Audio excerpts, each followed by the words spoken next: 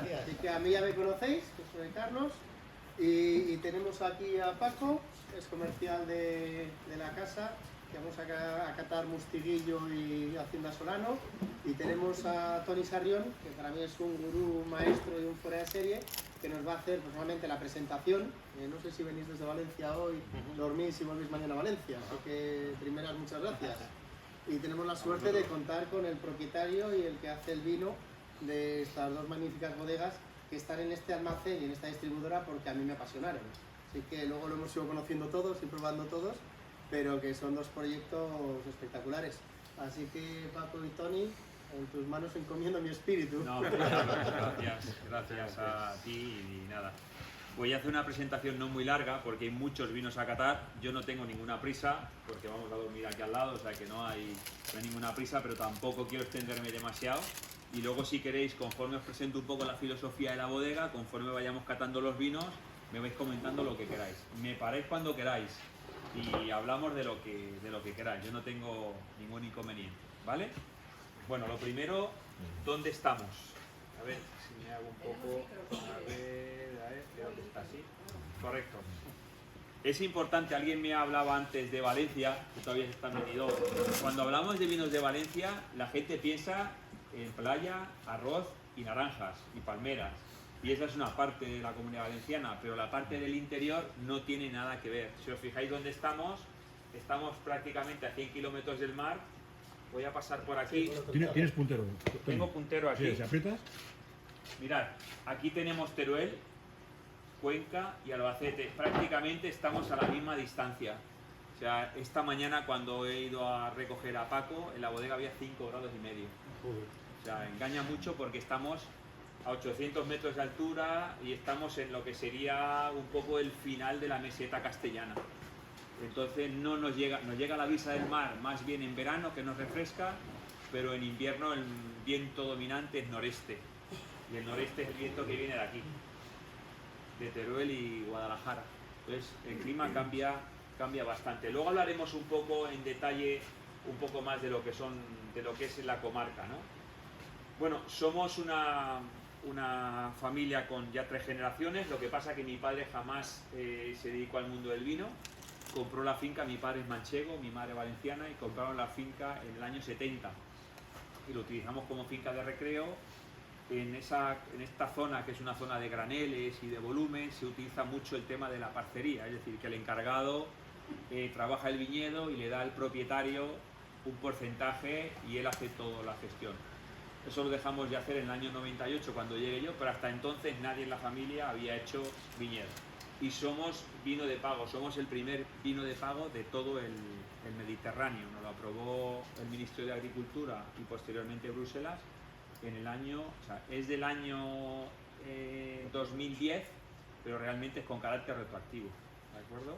Se presentó en 2008. ¿Cuál es nuestra filosofía? Pues ahí habéis visto un poquito más, 100% viñedo propio y 100% viñedo, o sea, equipo local. ¿Por qué digo equipo local? Porque la mayoría de bodegas hoy en día siguen comprando el 80% de la uva, prácticamente muy pocas tienen viticultura propia. Creo que todo el mundo presume de viñedos viejos, pero muy poca gente invierte en ellos. El viñedo viejo se va a ir desapareciendo en España y nadie está plantando viñedos a la antigua, es decir, en vaso, sin riego, para que vayan creciendo. A todo el mundo se le llena la boca, pero cuando rascas muy poca gente tiene viñedo propio. Una de nuestras apuestas es viñedo propio, por lo tanto tenemos que tener un equipo propio. Nosotros tenemos 17 personas en el campo, prácticamente 60-70% del equipo fijo de la compañía está en el campo. El viñedo es ecológico. Cuando yo en el año 2004 le dije, ahora está de moda ser ecológico, ser sostenible, cuando en el año 2004 le dije al encargado que tenía mi padre, a Luis, que el hombre ya se jubiló, que íbamos a ser ecológicos, me dijo, ¿qué no vamos a hacer, hippies o qué? Dije, hippies nada, vamos a intentar respetar el suelo, vamos a cambiar la filosofía, y esta bodega está certificada desde el año 2007 y está certificada con toda la propiedad que tiene mi familia.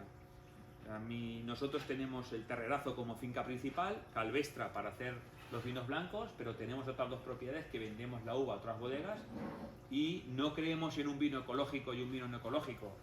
y hacemos un vino ecológico para buscarlo en lineal, salir en las fotos. El 100% de la agricultura, viticultura que manejo yo, que es el 100% de mi familia, está toda en ecológico. Y está en ecológico por convicción. Convicción de que si no salvamos la tierra, difícilmente vamos a tener una viticultura sana. Y ahí veis que estamos creando, voy a hablar un poquito de la viticultura biodinámica, no sé si alguien sabe lo que es, pero durante esta ponencia, durante 10 minutitos, intentaremos hablar de ella. Tenemos ¿Esto lo podemos quitar un poco? No, No así puede. está, vale. Bueno, sí, luego lo volvemos a poner, sí. Luego sí que os lo vuelves a poner. Yo empecé a elaborar finca por finca. ¿Por qué? Porque empezamos a trabajar con la variedad Bobal. La variedad Bobal es una variedad nativa o autóctona de la zona de Utiel-Requena y de la Manchuela, y ahí se ha elaborado todo en volumen, todo en graneles, con grandes depósitos. Yo empecé en el año 99 a elaborar en depósitos pequeños, con parcelas, y hoy en día trabajo por fincas, pero sobre todo por tipo de suelo. Ahora lo vais a ver. Trabajamos fundamentalmente con variedades autóctonas, fuimos un poco los pioneros en trabajar con la Bobal, luego fuimos los pioneros en trabajar con la meseguera. La meseguera prácticamente hay unas 1.200 hectáreas en toda España, eso es muy poco, y cerca del 90 y pico % están concentradas en la Comunidad Valenciana, y hay muy poquito en Alicante, ¿vale? Y intentamos trabajar con la mínima intervención en la vinificación. Yo sé que ahora hay mucha gente que habla de no intervención, pero nosotros somos de no intervención, pero máximo control. Eso de dejar el vino que vaya para donde quiera, tampoco, porque luego tenemos muchos problemas en botella. Intentamos controlar de alguna manera y tener claro lo que es la temperatura, cómo está analíticamente, cómo está microbiológicamente. Eso no significa que le añadamos nada, Trabajamos con levaduras autóctonas. Prácticamente a un vino ecológico se le puede añadir muy poco. Bueno, una vez dicho esto, os cuento un poquito la viticultura biodinámica. Aquí también hay una tendencia de los últimos años, de la gente habla de biodinámica, de cuernos, alguna fotografía con el cuerno, alguna fotografía catando en día flor o cortando el viñedo en un día raíz, etcétera, ¿no? Creo que esto es mucho más serio que todo esto. Hay una parte científica muy importante. Nosotros nos llevamos formando ya unos 5 años en viticultura biodinámica, y lo que intentamos con la viticultura biodinámica sobre todo es tratar nuestra finca como si fuese un ser vivo. Nosotros introdujimos en cada una de nuestras fincas, tanto en finca Terrerazo como en finca Calvestra, hay más de 200 ovejas, donde estamos empezando a generar nuestro compost. Digo empezando a generar nuestro compost porque realmente un compost tardamos 1 año en generarlo. Entonces, si tenemos 4 años, empezamos a crear vida en el suelo. No utilizamos, como vais a ver ahí, ningún herbicida, ningún pesticida, ni ningún producto de síntesis, ¿vale? Todos los productos los utilizamos de forma natural, cogidos y extraídos de las propias fincas. Suena un poco raro, pero luego lo vais a ver. Me preguntáis donde queráis y si queréis introducimos un poco más. Yo soy de los que digo que lo que le ofreces a la naturaleza te lo devuelve de alguna manera. Creo que el progreso de la agricultura de cuando yo estudiaba hace 22, 23 años, hoy es un no progreso. ¿Por qué es un no progreso? Porque parecía que la viticultura era muy fácil, porque nadie se acachaba a quitar una hierba, utilizábamos un herbicida. Nos cargábamos las hierbas y entonces los insectos ya no tenían dónde ir. Y los insectos acababan en la planta y empezaron a salir los insecticidas. Eso es ya un insecticida y la planta enseguida se recupera. Cuando tiras el insecticida estás desequilibrando la naturaleza. Empiezan a haber problemas de oídio, de hongos. No pasa nada, vamos a tirar un producto químico y sintético. Al final estamos acortando la vida del viñedo y estamos cargándonos la vida del suelo. Hay ya fotografías hechas por mucha gente que trabaja en biodinámica. Yo no la pongo porque creo que es un poco conflictiva, y se ve cómo se arranca un viñedo, cómo se siembra ese viñedo, y cuando va a salir o bien el cereal, o bien una leguminosa, o bien un hierro, o bien alfalfa, se ve como un paso de cebra. Allí donde se había tirado herbicida ya no crece nada. No hay vida. Es curiosísimo, es una cosa que incluso se te pone en la piel de gallina, ¿vale? Entonces, como yo no utilizo fotos que no son mías, pero eso es curiosísimo, ¿vale? De alguna manera la biodinámica trata de regirse con un calendario lunar, hacemos todas las prácticas que podemos en función de la luna. Eso no lo hemos inventado nosotros, eso ya se hacía hace muchos siglos y no se hacía hace tanto. En los años 40, en los años 50, estoy convencido que gente aquí en Asturias ya hacía cosas, de Cantabria, perdona, ya hacía cosas de este estilo con los animales a la hora de plantar. Por ejemplo, los corrales no se pueden sacar en función de la luna. Tú no lo puedes sacar ni en creciente ni en luna llena, porque si no el corral se llena de piojos y se llena de pulgas. Eso cualquier paisano vuestro que tenga vacas lo sabrá. Pues eso en la universidad le preguntas al profesor y no lo sabe. La luna tiene una influencia altísima. Una planta es el 90% de agua. Cuando está en vegetación, prácticamente el 98%.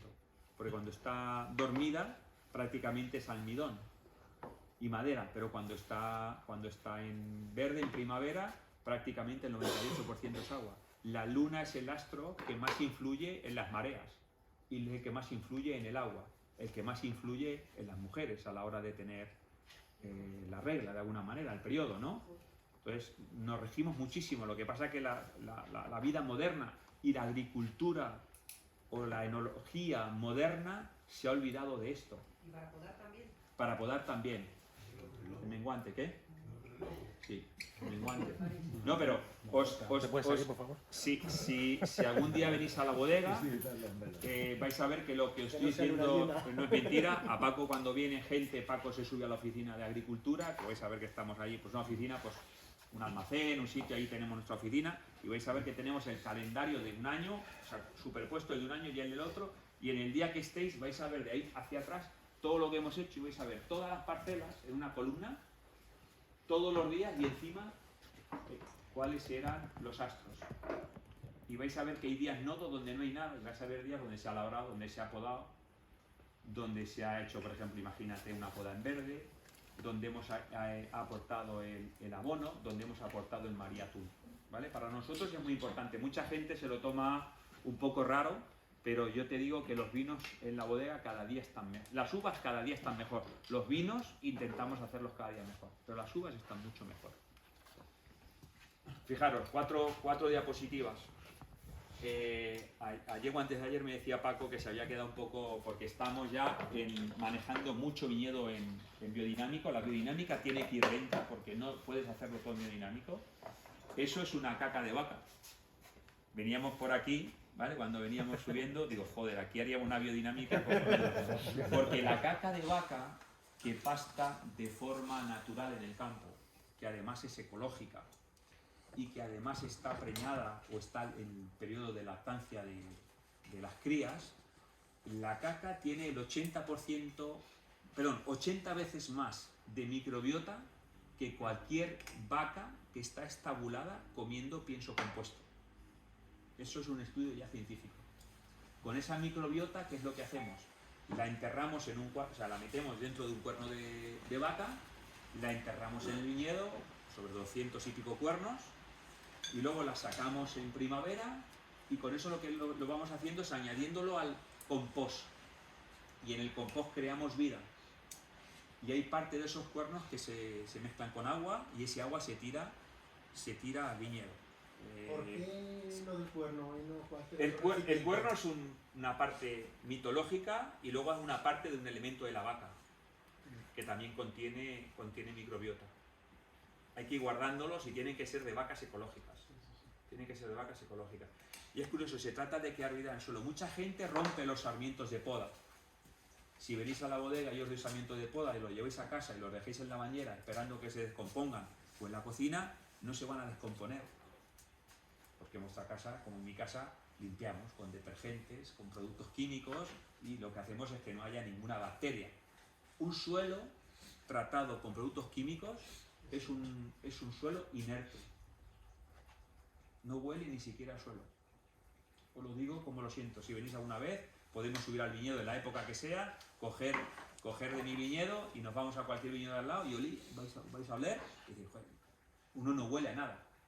Entonces, para que algo se descomponga, tiene que haber vida. Y la vida se crea a través de productos naturales. Bueno, esto es sílice. El sílice es un tratamiento que utilizamos muchísimo. El sílice es lo que tienen hoy en día las placas solares. Están hechas de sílice, porque son captadores de luz. Antiguamente se trataban los problemas de hongos en la agricultura, no en la viticultura, en la agricultura en general, con sílice. Sílice es baratísimo, hay que buscarlo, se pica, se raya, se mete en un cuerno, se guarda un año y luego se utiliza con agua, nada más con agua. Se mete en el viñedo y lo que hace es, cuando hay luz, multiplica la luz, igual que la placa. ¿Y qué es lo que no quiere un hongo? Luz. ¿De acuerdo? Todo esto son...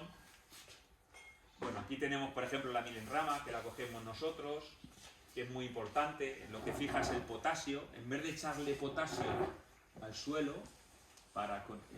cuando compréis un abono químico es nitrógeno, fósforo y potasio. Yo no utilizo ningún producto químico, ningún producto, ningún fertilizante químico tampoco. Tiene que ser natural. En la milenrama, históricamente, fija el potasio.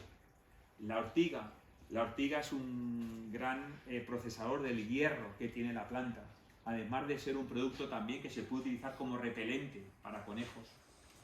Nosotros, o sea, Fernando, a ver, en el anterior, oye, perdona, creo que pasa todo igual, ¿no? No, al otro botón. Ah, perdón. ¿Para atrás? Mirad. Oye, sí, ¿os parece interesante? Muchísimo. Oye, sí. Mirad, Estamos embobados. Fernando, la ortiga, esto es calvestra. Todo la foto que sale alrededor es todo plantado en nuestra... Todo lo plantamos nosotros. ¿La ortiga también? La ortiga también. La ortiga está en calvestra, fíjate, en la zona más húmeda. Esto está a 920 metros, en las partes bajas también. La ortiga la tienes que coger con mucho cuidado porque es irritante. Claro, Es irritante. La ortiga se hacen dos cosas con la ortiga. Con la ortiga puedes hacer caldo de ortiga, que se llama infusión. Se infusiona, se mete en primavera, se deja con agua de pozo, le tiene que dar un poquito el sol y viene a fermentar como 1,5 grados, porque tiene, como cualquier vegetal, tiene almidón y ese almidón es fermentable. Entonces, cuando se ha hecho la infusión de ortiga, se quita la ortiga, se cuela y se utiliza con un dosificador normal y corriente, y es un repelente. Pero Fernando, por ejemplo, Fernando es mi encargado, y el otro es Julio, que es nuestro profesor, que lleva muchos años con nosotros. Fernando se la toma con fideos, porque es un depurador. La ortiga se utiliza en... No, en serio, hasta se puede hacer un puré si le echas un poco de una crema de ortiga. ¿sí? Con el tronco, ¿no? Con un poquito... No, entera, todo. Entera, pones entera. Puré, Fíjate, pues yo creía que era solo una tronco. gota de nata y un poco de queso y sale igual como una... Pues es depurado. Y luego también se entierra porque luego se utiliza como fijador en la basura, o sea, en el compost. Nosotros llamamos basura porque se llama basura allí, del compost. Se utiliza la ortiga. Se utiliza mucho el diente de león porque fija mucho el sílice y sobre todo hace que la semilla sea de una forma muy pura. Muy pura, hay menos corrimiento. Se coge también eso en la bodega, eso es el detrás de la bodega, el jardín de la bodega. Y lo que hacemos es todos esos productos los vamos guardando y los vamos metiendo. Oye, me he pasado. ¿Qué tal huele eso? Bien, no huele, no, te lo digo en serio, es increíble porque yo he llevado a mis hijas, que aunque se han criado por allí, ya se han ido a estudiar fuera y tal, y cuando las llevo digo, oler esto, ¡buah, papá, esto no huele! El compost bueno no huele, o sea, huele, pero no huele ácido, no huele ácido. Mirad, aquí lo que hacemos es, vamos enterrando los distintos, la manzanilla, la milenrama, la caca de vaca, y entonces lo vamos moviendo y durante 4 o 5 meses se va moviendo. Pero se tiene que mojar un poquito, ¿no? Sí, ahora lo vas a ver. Nosotros, lo que pasa es que es un montón que no se ve, pero tiene una goma de goteo y tiene gomas de estas de verdura que sale por todos los sitios. Hay que mojarlo, hay que controlar la temperatura, hay que moverlo y en función de la temperatura hay que moverlo. Sí. El compost lleva un trabajazo, ¿eh? Porque ¿a qué temperatura se pone el compost? Eso se puede poner sobre 60-65 grados aproximadamente. De hecho, se nota mucho. Ahora en enero, nosotros empezamos a aplicarlo realmente entre diciembre y marzo. También depende un poco de las lunas, de los días. Y ahora estos días que hace mucho frío, pero luego llega a mediodía, se ve cómo sale el vapor de aquí. Mirad.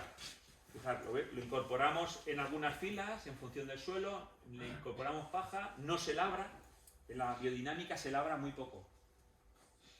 O sea, creo que uno de los grandes problemas que está habiendo en el mundo de la agricultura es el exceso de labrados. Si os cogéis cómo trabaja una planta, y lo vais a entender muy fácil, la planta lo que hace es coger el CO2, el C, el O y el 2, ¿vale? Lo coge y lo que hace es soltar O2, el O y el 2, oxígeno. Y el enlace de carbono se lo guarda.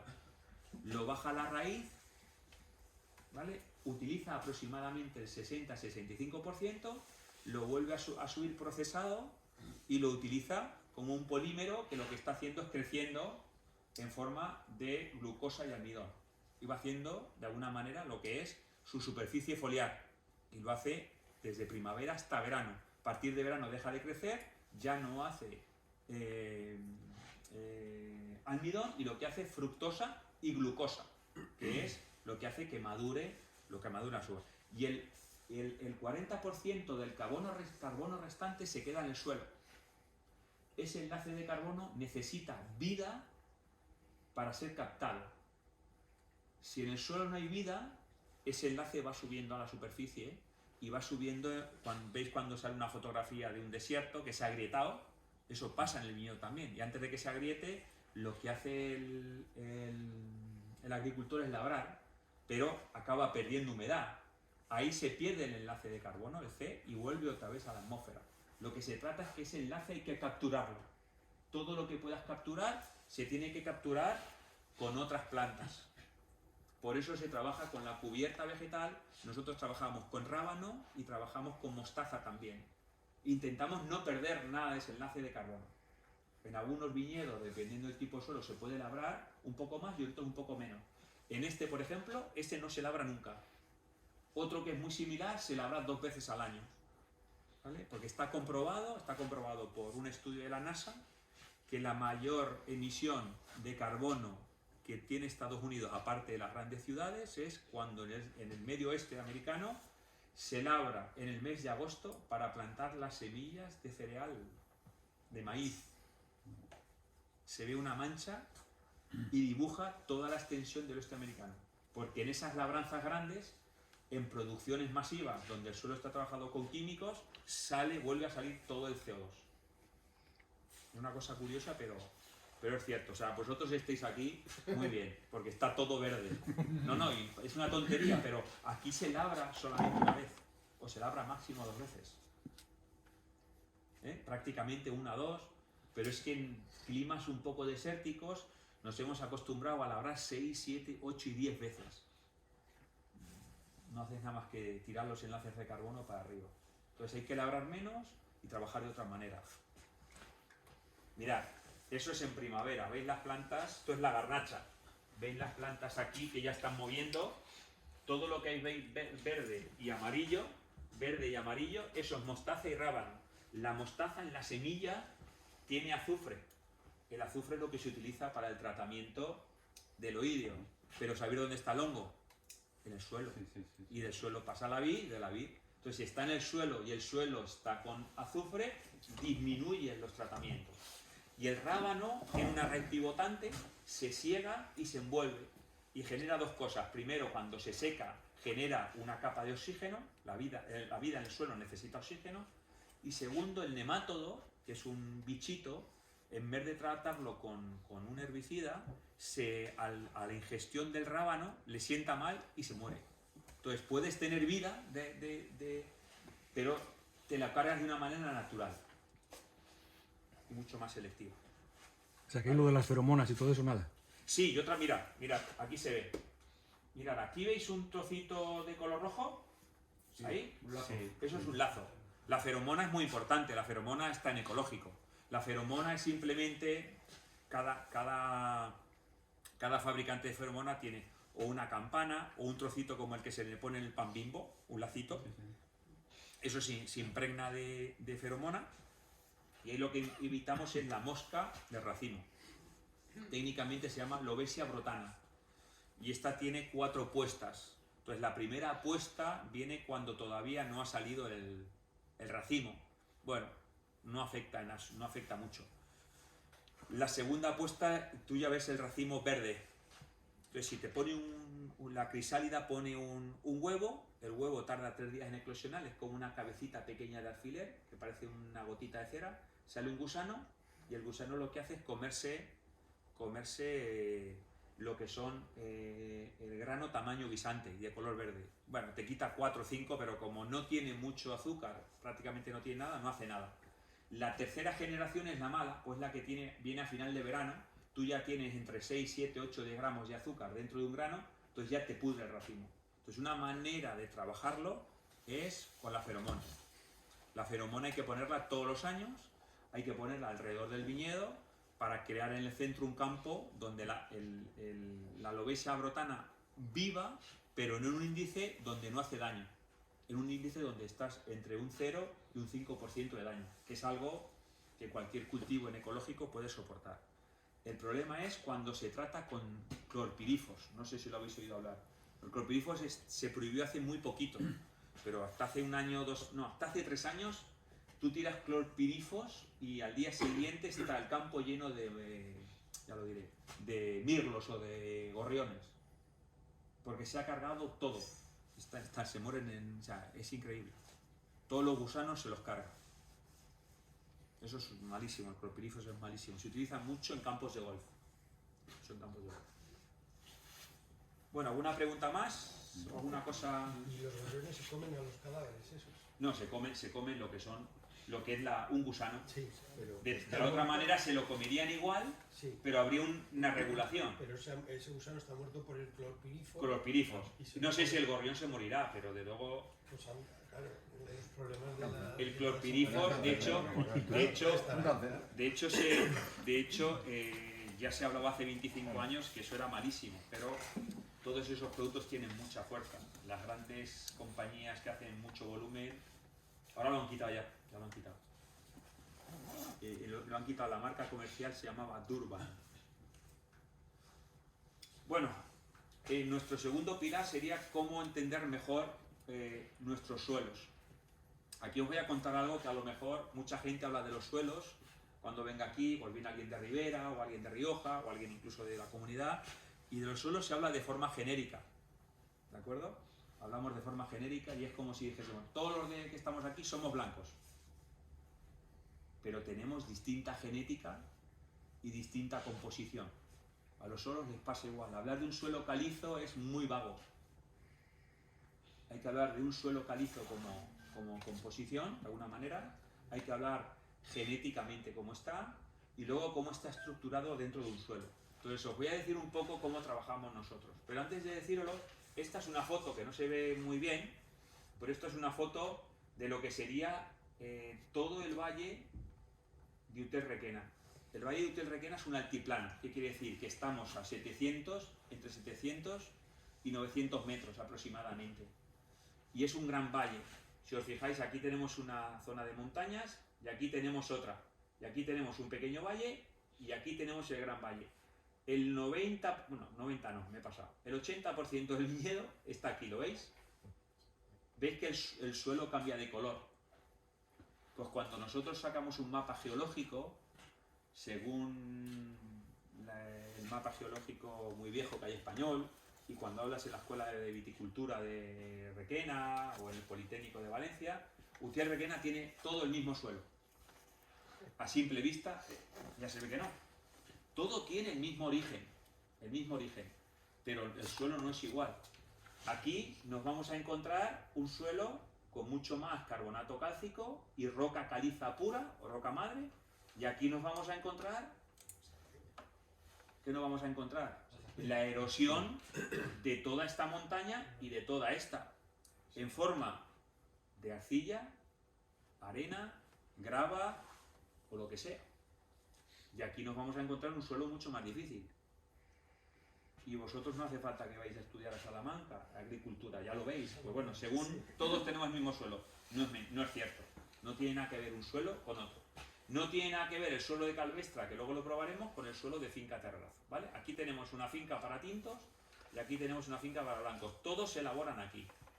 ¿Altitud? ¿Calvestra más alto? Calvestra 920 y tantos metros, depende donde te pongas, pero vamos, la finca, la base son 920 y arriba son casi 950 o 960. Aquí. Y el Terrazo 800 metros. Dos climas diferentes. Clima más seco, más extremo, mucha corriente del viento del sureste, que decía, y Calvestra está más recogido, de alguna manera, llueve un poquito más y los veranos son mucho más templados. Aquí el problema que tenemos aquí, en verano, ¿cuál es? Aquí tenemos el mar. Aquí tenemos cuando viene el viento de poniente. Ha cruzado Portugal, ha cruzado Extremadura, ha cruzado La Mancha y nos llega ardiendo. Nos llega ardiendo. Desde aquí se ve el mar prácticamente. Si subimos arriba un día soleado se ve el mar. Entonces esta finca es mucho más fresca que el Terrazo. ¿Vale?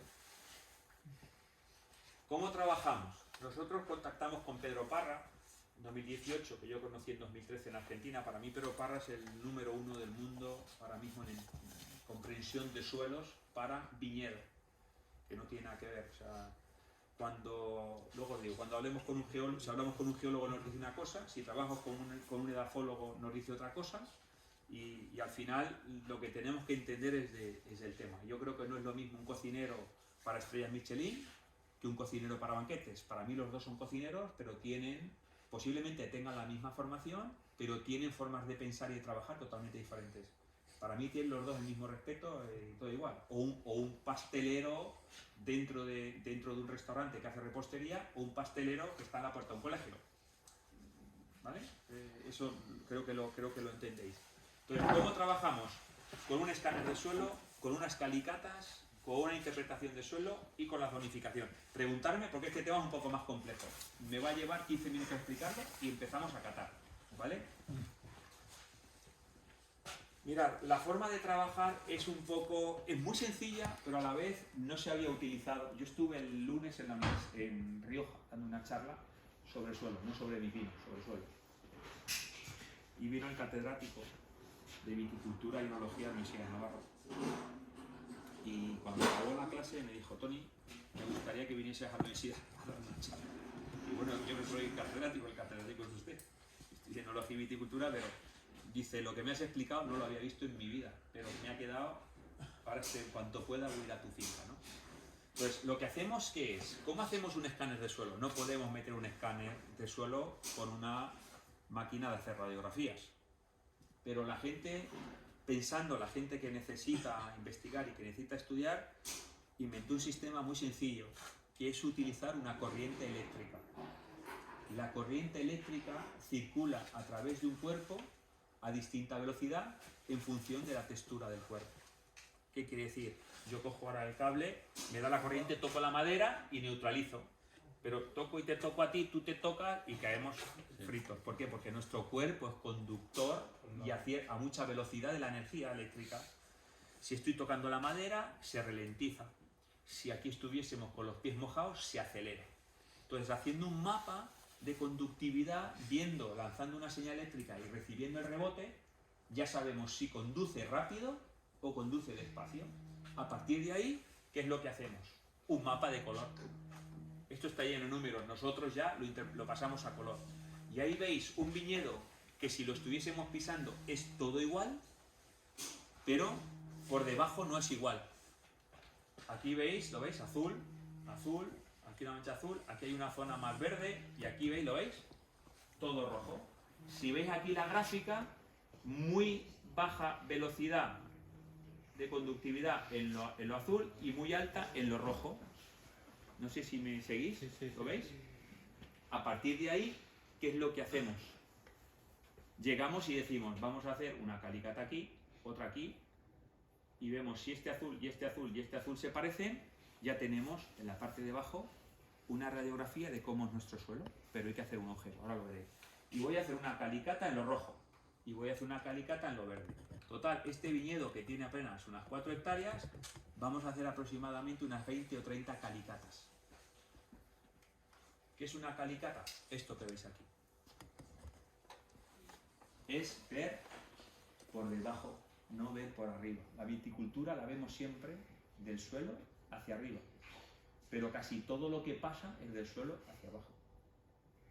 Es como si estuviésemos comiendo todos los días y no vieses lo que comemos. Imagínate que tú tienes aquí la comida y estás comiendo así, y encima con los ojos cerrados. ¿Me entiendes? Entonces, la calicata no es más que un agujero de 2 metros y medio, donde realmente lo que hacemos es ver un poco cómo se comportan. Le falta un poco de calidad un poco a la pantalla para verlo. Si os queréis os describo cómo veríamos ese suelo. Esa es una calicata estándar. Mirad, esta parte de aquí, este trocito que veis que es café con leche, ¿lo veis? Sí. Eso es lo que un geólogo denominaría suelo. Y si hablásemos con un edafólogo, nos diría que solo voy a estudiar eso, porque esto es lo que me da la historia de este suelo. Porque me da la historia de lo que sería, de alguna manera, la erosión de ese suelo. A partir de aquí, hablaríamos con un geólogo y nos diría que eso es una caliza, esto es carbonato cálcico, esto pueden ser gravas con arena de origen dolomítico y abajo tenemos limo. Pero solo nos daría una descripción genérica, porque hasta que no abre el agujero no lo sabe. ¿De acuerdo? Entonces nosotros tenemos que ver aquí cómo se mueven las raíces. Ahora veis un diagrama de cómo se mueven las raíces. Porque podemos tener raíces aquí, aquí o aquí abajo. Cuando abrimos un viñedo muy viejo, las raíces a 2 metros y medio todavía siguen siendo así. ¿De acuerdo? Aquí nos encontramos un suelo muy fracturado, pero imaginaros que nos encontramos un suelo que tiene la misma composición, carbonato cálcico, gravas con arena, pero en vez de estar sueltas las gravas con arena, están cimentadas. Que eso pasa mucho. El sistema radicular cambia, porque la raíz ya no puede penetrar. El sistema de alimentación cambia, el sistema hídrico cambia. Y de repente vemos una parte de un viñedo que decimos, uy, a esto se le cae la hoja. Uy, esto tiene menos vigor. Y por arriba está todo igual. Uy, le faltará abono. Uy, eso ha sido el herbicida. Uy, esto ha sido... Y es totalmente falso. ¿De acuerdo? Voy a pasar esta. Mirad, esto sería el esquema de un viñedo. Donde aquí tenemos un tipo de suelo. Aquí tenemos otro. Y luego todo este prácticamente sería el mismo. Esta es la garnacha que vais a probar hoy. En la garnacha hacemos 3 vinos. Este y este. Este se cosecha primero, porque tiene menos suelo. Si os fijáis es este, ¿lo veis? Aquí pone tosca. Tosca que significa roca, dura. El sistema radicular es muy bajo, ¿vale? Para nosotros el mejor es este, porque si os fijáis aquí, el sistema radicular, la roca está fracturada y llega hasta abajo. Una raíz mucho más compleja, un vino mucho más complejo. Una uva más compleja, un vino más complejo, ¿vale? Se llega a vendimiar incluso hasta con 12 días de diferencia. ¿Y a qué distancia hacéis las catas de una cata de otra? Mira, O sea, ¿cómo? ¿qué longitud puede tener? Pues mira, aquí lo ves. Lo que Pues hemos mira, visto te ahí. voy a decir, mira, de aquí a aquí habrá unos 180 metros, 200 metros. O sea, cada 200 metros una cata. No. Las catas las hacemos en función del color. Ah, vale. Mira, esta es una Sí. zonificación de Sí, sí. microparcelas. Ujú. Esta parcela históricamente se vendimiaba a la vez. Se empezaba por aquí, Sí. y se acababa por aquí. Ahora lo primero que hacemos es zonificarlas. Se trabaja con el compost de forma diferente, se trabaja la poda de forma diferente. Mirad, aquí sí que se ve bien. Imaginaros el número 1. El número 1 tenemos poca conductividad, mucha roca y un poquito de roca fracturada. Si os fijáis, el suelo es el mismo en todo. La primera franja, ¿lo veis o no? Sí. ¿Vale? ¿Qué le pasa aquí al viñedo? Mira la raíz, No, se queda al principio. que no puede perforar. Se queda al principio. ¿Qué le va a pasar a este viñedo? Es un viñedo viejo, en secano. La cantidad de agua que tiene es muy poca, porque solamente tiene esta cantimplora. ¿Cómo va a madurar eso? Mucho más rápido. Pero mucho más rápido. Entonces, ¿Cómo tengo que trabajar este viñedo? Aportándole más materia orgánica, que es el C, que es lo azul, más materia orgánica, de alguna manera, más alimento, más retención de agua, para que el agua vaya más lentamente. La poda ha de ser un poquito recortada, menos pulgares, menos cantidad de uva, para que la uva esté un poquito mejor y aguante mejor el grano, y cuando llegue la vendimia, que no haya que vendimiarla muy pronto. Se vendimia a la primera, pero no tan pronto. Históricamente nosotros le llamábamos a esta parcela, la de arriba, que tenía más suelo azul, no lo sabíamos hasta, le llamamos la que se arrebata. ¿Sabéis lo que es que se arrebata? Que se cansa, que no puede. Y era por el suelo. No lo sabíamos, pues vas por arriba y es idéntico, es todo idéntico. Pues esto no lo hace nadie, lo hacéis vosotros. Esto no hace y nadie, más. no, muy poca gente. ¿Vale? Pero fíjate, ¿qué le pasa? Ese sería un suelo, ¿vale? ¿Qué le pasa a este de aquí?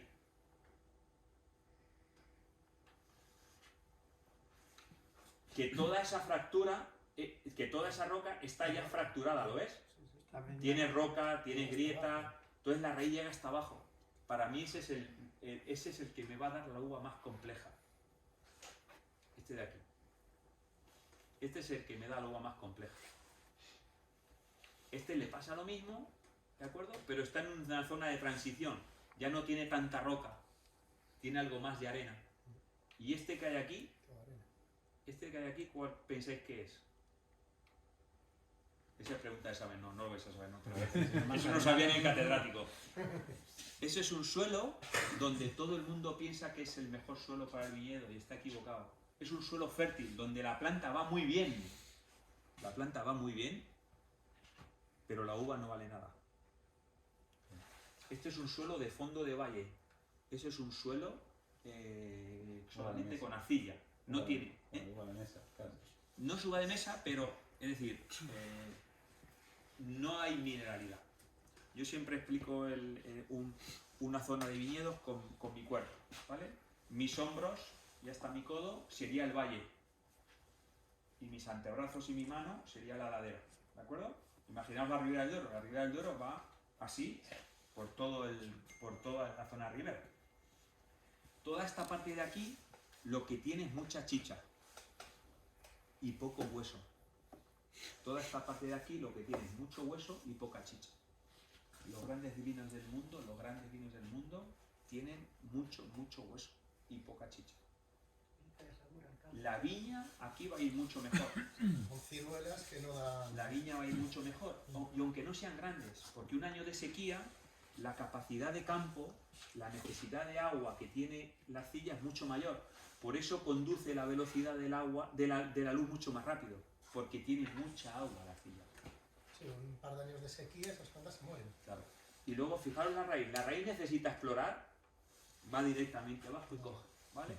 Cuando hablábamos de esto con Pedro Parra, esto no es mío, esto es de Pedro, esto si lo llevásemos a un símil de cada una de las parcelas, pues un restaurante, vosotros que sois restauradores o tenéis tienda o tienes quesos y tal, el primero estaríamos ante un restaurante estrellas Michelin, pero donde nos vamos a comer solamente los aperitivos. Van a estar muy buenos, pero vamos a pasar mucha hambre, que es lo que le pasa a esta viña. El segundo sería un restaurante o gastronómico o estrellas Michelin, es decir, gastronómico, voy a comer muy bien y de mucha calidad. O un restaurante de producto, llamémoslo una ternera, un pescado, un marisco, de primera aquí.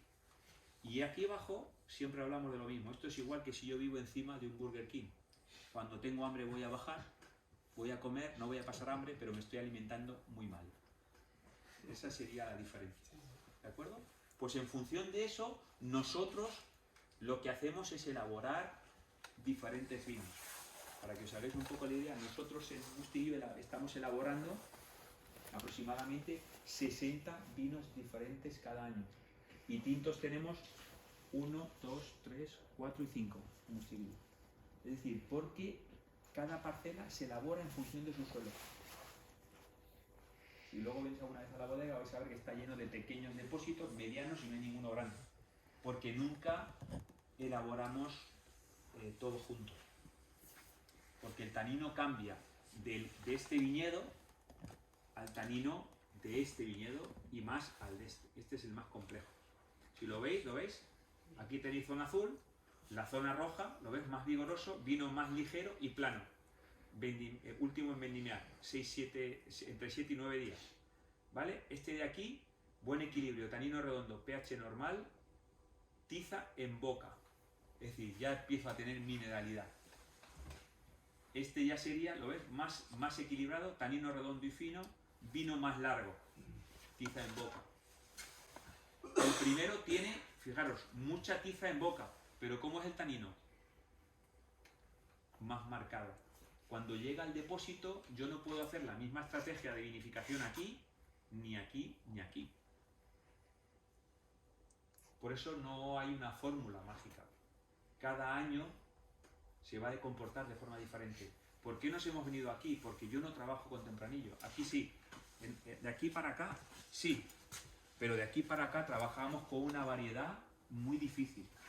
Muy difícil. Es como si yo quiero, no lo sé, contratar a alguien a jugar al baloncesto y resulta que en mi casa todos somos bajitos. Pues como no los haga muy hábiles, jamás van a jugar al baloncesto. Es decir, yo me encontré con un viñedo de bobal. La bobal es así de grande, compacta. Y cuando tú estudias viticultura y enología, todas las grandes uvas del mundo, todas, son pequeñas y sueltas. Tú vas a la Ribera del Duero y los mejores tempranillos son pequeñitos y sueltos. Tú vas a la Borgoña, la Pinot Noir es pequeñita y suelta. Tú vas a la Cabernet Sauvignon, pequeñita y suelta. Tú coges un Chardonnay, pequeño y suelto. Tú coges una bobal y claro, los profesores decían, la bobal no vale para nada. Claro, la bobal en el valle, ¿qué le pasa aquí? Lo que tú decías antes, grande y gorda. Ahora, la bobal de aquí no tiene nada que envidiar a una Cabernet Sauvignon, o a un tempranillo, o a un Syrah, o a una buena boba. una buena, ¿me entiendes? ¿Por qué? Porque es suelta, pequeña y encima va a tener la mineralidad. Por eso nosotros empezamos con todo esto, porque no tenemos una variedad que genéticamente dé todos los racimos igual. Me llamó hace como 5 años Amaya Cervera y me decía, Toni, oye, cuéntame, oye, qué difícil, ¿no? Elaborar en Ribera del Duero. Y yo decía, ¿difícil? Amaya, pues está en mi casa, en los dos sitios. Difícil es en Mustiguillo. En Ribera está chupado. Todas las uvas son iguales, todo el viñedo es viejo. Ahora, hay que elegir las parcelas, pero es mucho más fácil hacer un vino. De hecho, si no, ustedes, ¿por qué compran más Ribera del Duero que Terrequena? Porque es más fácil encontrarse un vino de Ribera del Duero con una calidad estándar. Luego puede ser grande o no te puede gustar, o el estilo es diferente. Pero en un sitio está Ribera y en un sitio está Utiel Requena o mi comarca. No voy a hablar de denominaciones de origen, mi comarca. Siendo mucha más antigua mi comarca vitícolamente, pero mucho más antigua que Ribera del Duero. O sea, el vino entra en la península ibérica por el Mediterráneo. O sea, no sabes, no nace de aquí en Castilla. No nace de Ribera del Duero. O sea, entra por el Mediterráneo, entra por Cádiz, por Málaga, por Murcia, por Cartagena, por Sagunto, por Tarragona y se va metiendo hacia adentro. ¿Vale? Entonces, nosotros hemos hecho todo eso por eso, ¿no? Yo creo que tenemos que empezar a catar, ¿no? Sí. Y aquí me callo un poco yo. Si tenéis alguna pregunta, decidme. A ver. No, lo digo para que oigan todos la... A ver, una pregunta, por aquí. Después del estudio que tú has hecho, donde te encuentras con un suelo, Vale. ¿cuánta gente realmente se ha... Porque ahora son un poco pensar en las grandes bobales. O sea, en la- Cuéntame cuántas. No, que no, pero me refiero, digo, a ver, mucha gente tiene que haber seguido un poco los pasos como para decir, hey, mira, voy a ir hacia esto. Hacia esto no ha ido nadie en mi comarca y en muchísimos sitios. Por ejemplo, en España hay dos proyectos en toda España que trabajan así. Alucinante para poder llegar. Es que ¿cuántas veces me he encontrado en Bobal? Y lo que no he probado Bobal, claro, como pasa con algunas Sí, sí. no ha probado Bobal realmente. ¿No? Y ahora vas entendiendo. Claro, tú de alguna manera, el bobal es una variedad genéticamente muy difícil de trabajar. No, pero me parece que el tráfico de la producción para generarnos un poco de estudio de complicado. Por supuesto que sí. Pero es muy bonito, lo digo. Para entender esto. Para entender mis vinos hay que entender un poco esto. Hay que entender y estamos todavía lejos de querer hacer lo que queremos hacer. Poco a poco vamos trabajando. Tampoco nos podemos volver locos. Hay que intentar. Es decir, si yo estuviese en la Borgoña, con esto haría 17 vinos y los vendería los 17, este de esta ladera. Pero hay que comprender que estoy en Requena, ¿no? Entonces prefiero hacer ese ensamblaje y hacer 3 o 4 buenos que no volverme locos. Sí. Cuando sí tuvo Una pregunta. ¿Podría hacer la pregunta un poco más alta, por favor, para entendernos? No, sí. No, que si la puede hacer un poco más alta, en voz alta, para escucharnos. No, hablaba recién justamente Es que hablabais solo entre vosotros y entonces no... Claro. Lo que le comentaba solamente lo que es el estudio de la tierra para poder entender una oval, porque quizás sean muchísimos, cuando sea una oval, ¿me estás contando? Si son uvas, son vinos que no... Pero cuando vas entendiendo, cuando vas en estas cosas es porque detrás hay un estudio para decir, hey, es como todo, no vas a plantar cualquier cosa en cualquier sitio. Lo que pasa es que muchísimas veces lo que hemos hecho es plantar cualquier cosa en cualquier sitio. Entonces por eso sale lo que sale. Y ahí cuando tenés que discutir y hablar de un vino y hablar de todas las características y terminando con el precio, detrás de todo esto hay un estudio de la tierra y un estudio nos ha cantado así. Ha sido increíble, este ratito también, Y el gracias. terreno, por ejemplo, cuando haces la casa, ese terreno ya no cambia, no puede modificarse por No, se vuelve a tapar y el terreno no se cambia. Se hace una vez por vida, digamos. Sí, no se cambia, no se cambia. Si alguna vez queremos, por ejemplo, en algún suelo hacer algo diferente, volvemos a hacer otra calicata y volvemos a hacerlo. Pero voy a pasar esto rápido porque así vamos a probar los tintos, ¿vale? Y luego vamos a los blancos. Vuelvo para atrás. Mira, el carredazo, voy a hablar un poquito así en esto. Aquí, bueno, este sería un poco el mapa geológico. ¿Lo veis? Este es el suelo típico del terrazo, de mi finca. ¿Por qué? Porque yo estoy en una ladera suave, muy suave, de la Sierra Negrete. Y entonces aquí lo que tenemos es lo que hablábamos del primer horizonte, que sería este, que es muy clásico, que son gravas con arena. Pero abajo me encuentro con un carbonato cálcico que le llamamos caliche. Luego me encuentro con una veta de roca mucho más dura y una alterita, ¿vale? ¿Lo ves? Poco fracturada. Y luego con una alterita muy fracturada. Lo que yo quiero es que mis raíces lleguen abajo. Porque van a pasar por todo el perfil de mi suelo y van a tener mucha más complejidad. Yo soy muy de suelos calcáreos. Pues si eso ya es genética, es decir, si tú quieres hacer un gran vino, si no tienes calcáreo, difícilmente vas a hacer un gran vino. O la tienes o no lo tienes, ¿vale? Tú puedes ir, por ejemplo, a un vino de granito, grandes suelos también, mineralidad, un suelo de pizarra.